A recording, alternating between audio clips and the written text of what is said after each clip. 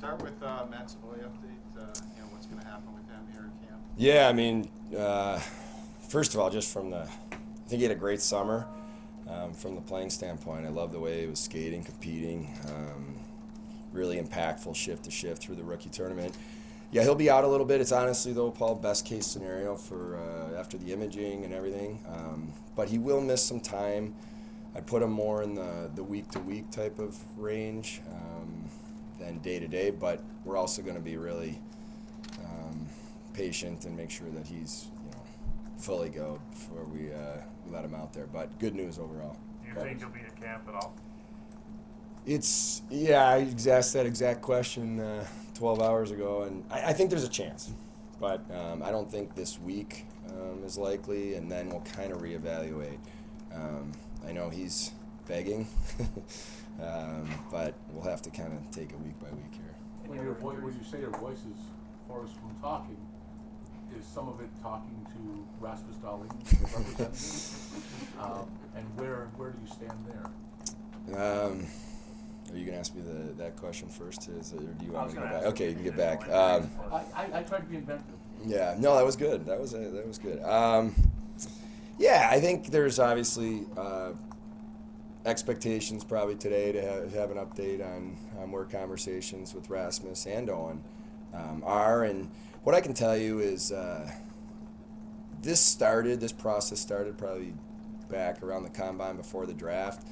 The key takeaways are that, I've explained to their camps and to them individually how important they are to this franchise and how we feel about them, and we want them here long term, and just that kind of conversation. They've clearly indicated back to me and to us that this is where they want to be, and they believe in this team, and they believe in the direction we're headed. So that's the start, and then you work from there. These are not easy, to get done. They're critically important for both sides, and we need to ensure that they're right. It needs to be right for both sides. So throughout the summer, I've had, I would say, characterize it as very positive conversations, productive conversations. You go through ebbs and flows of this a little bit, where they pick up steam, and then you then kind of go back and do work internally. Over the last week, I'd say with both, the talks have been more intense, more frequent. Even as recent as last night, I was on the phone with both their agents for a long time, late last night. So this is how it goes. So no update on where we're at. I don't think it's healthy to necessarily get into details, especially when you're talking about contract discussions. But we're going to keep working at it, and I feel we're in a good place. How have you seen, I guess, with it's not until July either that are restricted free agents, but how have you sort of seen those two handle, this is just a business, this is part of the business? Yeah, I think they're both very mature. They're both young players relative, in the league. I mean, obviously Rasmus has been in the league for longer and a little bit older, but they're still relatively young. But they're incredibly mature. They're asking the right questions. They both are represented by top agents, with Pat Brisson with Owen and CAA, and you have Donnie Meehan and Craig Oster in Newport Sports. They've certainly been at this a long time, and you can tell the players are well informed. So yeah, I think it's been, for me, that's actually great when the players are engaged, they're talking, they're asking questions.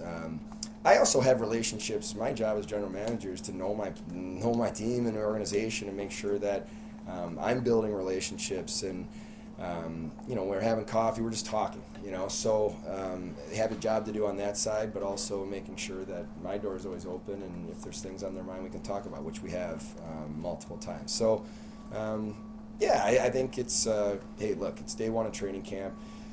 We'll keep working at it here, and the biggest thing for me is I want them to be focused on this season. I want our team to be focused, so we're going to keep working at it here and see where we can go. Anyone else won't be on the ice because of injury?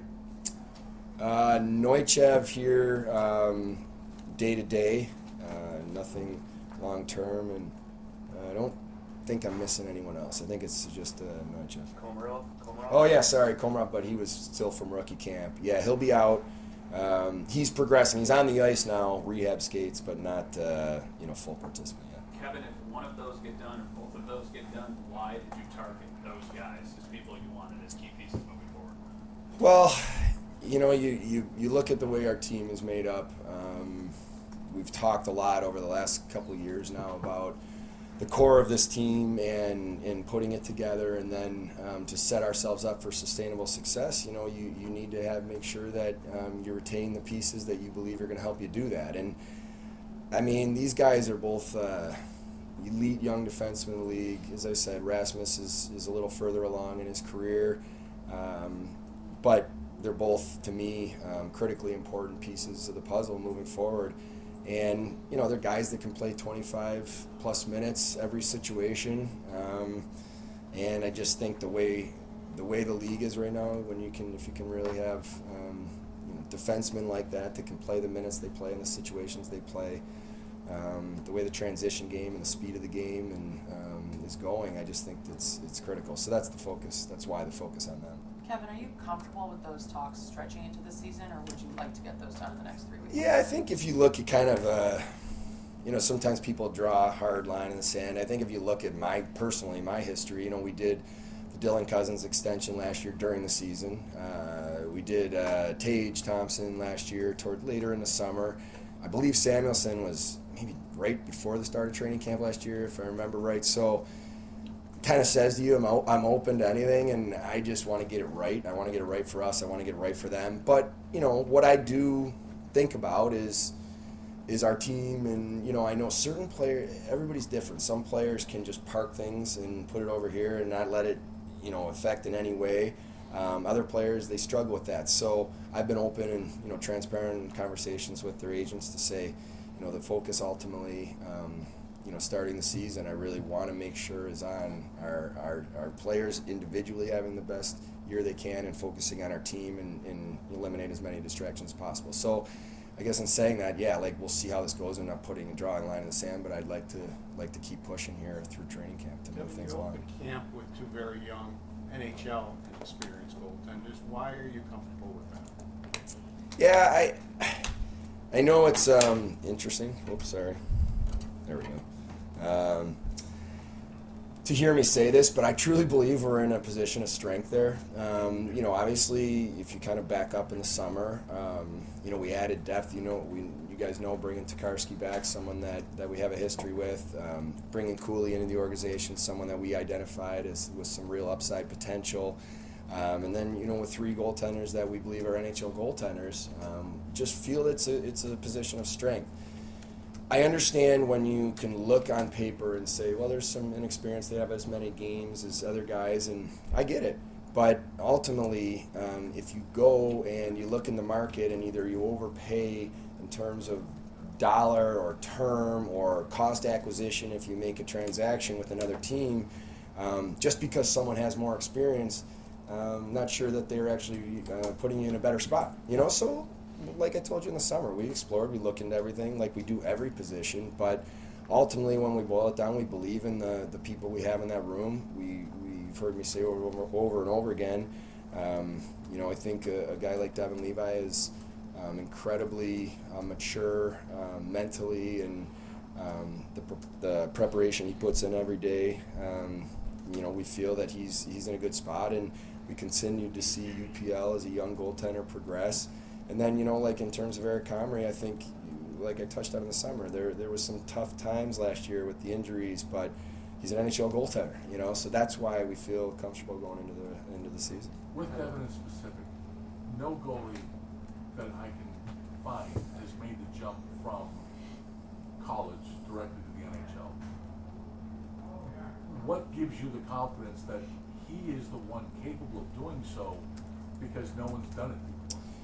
Yeah, it's, I think probably most of you know me well enough that I don't put a whole lot of stock into maybe what's always traditionally been done before. I believe in taking every situation, gathering all the information you can, and looking at it logically, methodically, running every scenario, and then making the best decision. And in terms of Devin, we would not have put him in the net last year, when he came in at the end of the season, if we didn't believe that, one, it was going to help us win hockey games, and two, it was going to ultimately be best for him in his development in his career. And, I know it's a short sample, but I think what he showed is that, you know, the maturity and no stage is too big for him. You know, he's prepared, and he's just because he's whatever he is in age doesn't mean that he hasn't put a tremendous amount of work in, you know, on and off the ice to maybe put himself in a position that he's a little bit more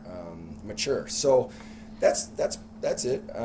But also it comes down to, you know, sometimes you just have to you trust the players you have in your organization when you know the work that they're doing, and that's what gives me comfort. Fisher, you know, unique year last year, you acknowledge you were exploring the market for him. Here he is, he's back. Just what gives you confidence that you can keep thriving here, but still a fit, I guess? Yeah, I mean, Victor, first of all, he's a great teammate, great person. He loves it here. He wants to be here. You know, I think there was frustration out of him last year. I certainly understand that. He's a guy who scored 28 goals. He's a very talented player. But I think what gives me comfort is he's a guy that comes to the rink every day and wants to get better. You know, and that, to me, is the biggest reason why I think when players go through adversity and then they can take a step back and look at it and say, okay, you know, not woe is me, but okay, well, what was the coach thinking or not thinking, and how do I do my part to become, you know, even more of a contributor on this team? So that's the kind of conversations you have. But you know, I'm excited for the summer he had. I think he's ready to go. And I gave him my word at the end of the season. Hey, I'm going to look in the off season, and I have to do what's best for the Buffalo Sabres, but I also understand where you're at in your career. But ultimately, he wants to be here, and he's here, you know, and I think we all know what he can do on the ice, and now it's just a matter of making sure that we're putting him in a position also to have success. How do you feel about the group that you put together, Kevin, when you consider now that the defense surplus has been addressed with the Lushkin trade and I guess finally internal competition and depth? Yeah, I think internal competition's key. I really do. I think you want to come to training camp with players feeling they have the opportunity to impact the team. And what I mean by that is whether it's players already on the team within their role and their own step in their career, or it's players that are knocking on the door. You don't ever want guys to feel like they just don't have a chance.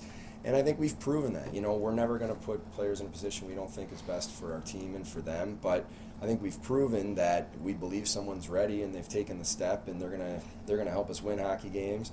And they're also going to be in a position where we think it's going to help them grow, and then we're willing to make it happen. So I'm excited about our team. I really believe in the group in that room. I believe last year was critically important for us as we matured down the stretch. I truly believe we're just scratching the surface in terms of the team that we can be. There is extremely high expectations within our walls, and that's the way it should be. You know, and that's what I talked to the team about yesterday, that you know, continuity is important. We have the majority of the group similar from a staffing perspective the same way, and so our guys are ready. They're excited. You know, they were back here a few weeks now, kind of preparing, and I could just sense a business-like approach, which I really like.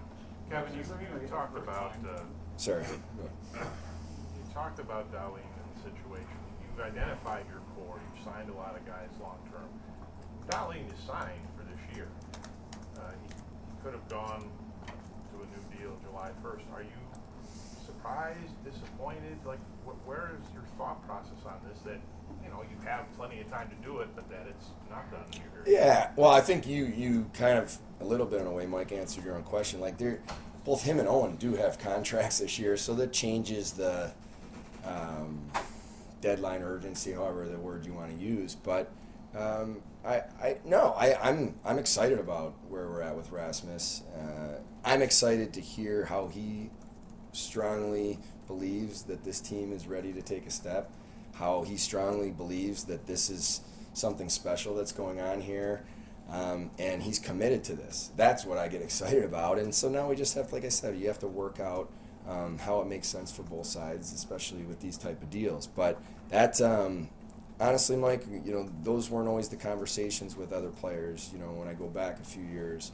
And that's what's really changed. Truly people that are buying in, that believe in what we're doing here, believe in the coaching staff. When you start from there, then you can work to get the deals done, and that's what we'll keep doing. Kevin, is there ever a time where you look at the roster and you say, okay, I'm not looking to take any calls? No, never. Yeah, I mean, for me, that'll never enter my mind, because I think my job is to make sure that doing every single thing that I can personally do to be aware of what's going on around the league, to find ways to make our team better. And that could be incrementally better, or that could be, an opportunity that we think is, hey, this is a huge chance to do something. So always going to look at that. But what I will say is we feel really, really strongly about the people we have in our locker room, and the group we have, and that's why we're so excited about this. So, I don't wake up today thinking, oh man, I'm ready to do something big, or we need to do something big. We believe in the group, believe in the guys. They know that. But I'm always going to be, having conversations and thinking and finding ways if there's ways to help us improve. Are the playoffs the objective this year? I mean, and I preface this by looking back to what Kyle said after he resigned.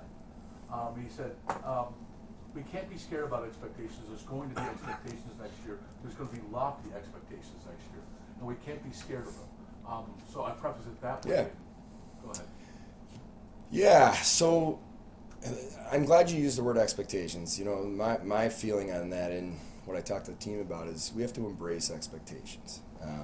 I look at pressure as a privilege, and these guys, with the work they've done, have put themselves in a position based on how we played last season and where we ended up with, looking at the standings all summer and seeing 1 point, as they should be getting talked about and the things that are going on. So when I think about playoffs, John, our expectation, of course, is there, but honestly, our expectation is to win the Stanley Cup, period.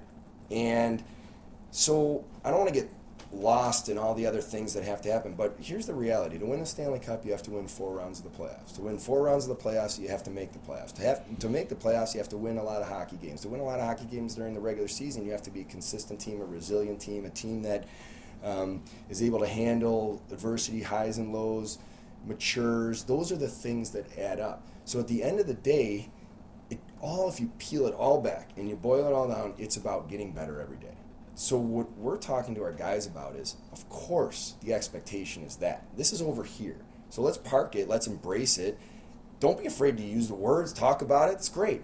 But really what you need to focus on is over here. Is how do we get better? How do we improve every day? Am I doing the little things in practice, the details, my habits off the ice, all the things that add up?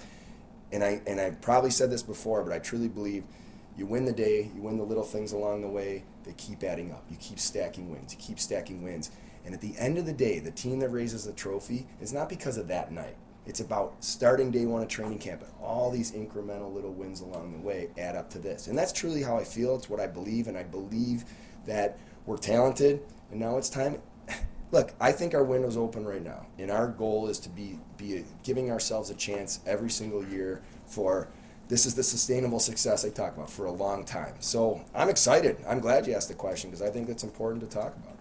How is Jack Quinn's rehab going, and what do you think about the group that is competing for the spot that it was created, maybe temporarily at least, for a bit with him out? Yeah, Jack's handling it exactly how I would have expected. I think I got the news on Jack when I was on the plane to Nashville for the draft, and as soon as I landed, talked to him, and he was obviously pretty down. But what I've seen out of Jack, week by week, in my conversations over the summer is a flip of, okay, now I'm getting hungry for what I can control and attack the rehab, and he's obviously in better spirits. He's doing well. He's progressing really well. And saying that, even an injury like this, when you may be cleared to first get on the ice, doesn't mean you're ready to come back and play NHL hockey. So we're going to take our time. We're going to make sure he's in a good spot. But big picture, he's doing great. And in terms of the competition, we looked at it and said, okay, are there opportunities? Should we look at bringing someone in, or you never know. We still could, but we also feel that we have a group of players that are knocking on the door right now. You look at what happened in Rochester last year with how young that team was, and the prospects we had down there and the way they played, and it's not just the obvious ones, Kulik and Rosine and guys like that. You have Cedarquist and Kozak. I mean, there's just a number of guys that really elevated. And so I'm excited for training camp and let these guys compete. And, you know, if we believe someone internally is ready to take a step, then they'll be here. You got the injury to Samuelson at the prospect camp a couple of years ago. You get Savoy this year. I mean, injuries are part of the game, and you want to see guys. But with camp and preseason, does it give you pause organizationally in how you might approach that going forward with some of your guys who are NHL possibles? Yeah, it's a really hard one for me, Mike. And, you know, I struggle with it, but then you kind of take a step back and you're like, look, Jack Quinn was in the weight room in June, and so it's like it's a really hard thing to make sense of in your head. But you want rookie camp to evaluate against guys that are maybe in a similar position. You certainly don't want to see what happened, but you know, I probably haven't thought enough about would we change anything or do anything. Unfortunately, it happened, and it happened with Sammy a couple of years ago. But you know, it's a fair point, and we didn't play a couple of the guys the third game just because, you know, wanted to make sure that they were rested and ready. But it's definitely something we'll talk about. With Roseanne and Kulik, they talked about over the weekend the gains they made over the summer. You know, gained weight, getting stronger, those types of things.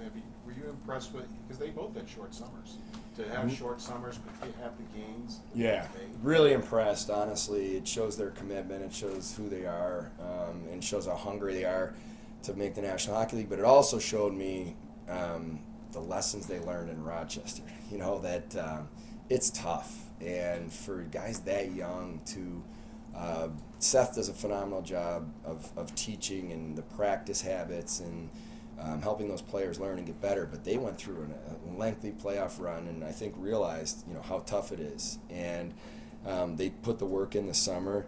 Both of them had great summers. And it also, I think we made a really important decision of not having them come to development camp. Just to give that time because they had played so long in Rochester, you know, just to not disrupt that summer training. So they did the work. Ultimately, it comes down to the guys. You're going to commit. You're going to get up every day and you're going to put the work in, or you're not. And they did, and I think it showed on the ice certainly during rookie camp to me. Kevin, from an Atlantic Division preview, and just from that perspective, I was talking to Peter Dorian, and he goes, it's the toughest division in hockey. And when you look at it, when you see Ottawa and Detroit doing what they've done, and then how do you view this Atlantic Division, which seems to be a gauntlet? Yeah, I mean, I think there's two ways to look at it. You can think about that and think about, whoa, these teams that have been so good, or you can think about opportunity and how, you know, what we want to do moving forward. I mean, you know, like iron sharpens iron, right? Like you compete against the best, and, you know, more, you're going to get better, and that's what gets me excited. And I really believe over the last couple seasons, our guys in those type of situations against top teams in the league have helped them grow. And given some maturity to players, even really young players, have had to go through a lot. So I think it's ultimately great for us. And you know, I do think it, even down the stretch last year, because of how tough our division is and the games that we played leading up to that, it got us ready for that kind of run at the end of the year. Kevin, one of the reasons you guys fell a little, sorry. Oh, go. What did you learn about? Yeah, you go. Sorry. What did you learn about Casey last year? You know, he got back to his normal, durable self, and he moved around the lineup. He got better as the game went on. I think it's what you learned about him last year. Well, I always knew just from the time since I've had the job and my conversations and due diligence kind of with Casey, just first of all, what a great person he is, what a great teammate he is. I think maybe people on the outside don't understand how competitive he is and what a leader he is. And I think that started, obviously 2 years ago, he went through a lot of adversity. And last year, he came back with renewed energy. He was healthy. He's versatile. He can play anywhere, and he can play up and down your lineup and help you win hockey games. So I don't think I learned anything in terms of watching him down the stretch. I saw what I would have expected, a guy that loves his teammates, wants to win badly, wants to be part of success here. And when, you know, Tomer was banged up and everything was going on and he was put in that role, he performed. And I'm excited for him to jump back in and get going again, because I think he's going to have a great year. I guess this one falls under the expectations umbrella of questions, but one of the reasons you guys missed last year because you were a little streaky. why are you confident that this team won't be as streaky and will maybe be a little bit more consistent? Well, it's something we'll talk about. You know, it's a really, really good question and a fair question. This league is tough. And what you can't have happen in this league is something that happened on the Tuesday night affect Wednesday night. You know, and that's easier said than done, especially when you have a young team. You cannot let, and I'm not just saying that's a loss or a tough loss or adversity. That could be a win where you get too high and now you're not able to kind of refocus and get ready for the next one. So I think, you know, talking to Donnie, that's something we spent this summer talking about, understanding the consistency factor. The best teams are resilient, but also understand there's going to be times where maybe you don't have your best, but you don't let that bleed into the next one. Or there's times where, you know, maybe you won a couple games, but you didn't even really play your best, and don't get ahead of yourself. Let's get back to the team we are and the identity we are, and then, you know, focus on the next one. So I think that's part of it, and that's why I say, even though we've got a lot of young players, they're now more seasoned. They've been through a lot of this stuff. They understand that, and I think that's a big advantage going into the season. Going back to Casey, how do you feel about where he fits in beyond this season? Yeah, I think, you know, Casey's in a situation where he's taken huge steps in his career. Everybody, you know, he's a high pick. Everybody knows the talent. But just kind of last year solidifying, you know, how he fits into this team, where he fits into this team. And, you know, Donnie can move him around. You know, I love players that are versatile, that can move up and down your lineup, can play in different situations. So I'm excited for, you know, to continue to watch him progress. But no, really excited just overall about where he's at. With Quinn's absence, I know it's kind of a clean slate for everybody once camp starts. Do you view that as a competition for a spot on that line, or is that just going to be kind of I mean, it's up to Donnie, obviously. Yeah. I don't want it to. I'm not avoiding the question. It's really truly how I feel. My goal to give to Donnie and the coaches, you know, from myself and Jason Kermanos and Mark Jakubowski and Jeremiah Crow from the pro scouting side, we want to build a roster that gives Donnie options and being able to have different players play with different players. And when you look at the lineup, we want to create matchup struggles for the other team. We want to create a lineup where if they're looking at this line as our third line, they're going, whoa, how do we match up against that? Because we have these two lines that we're trying to put our top 4D or center, you know, and so I don't totally get hung up on, you know, first, second, third, but I think if you can get a group of kind of 9-ish forwards that are really, you know, able to be in a little bit interchangeable, play with anyone, and then you have a little bit of an identity line where you have that, you know, veteran presence and some grit.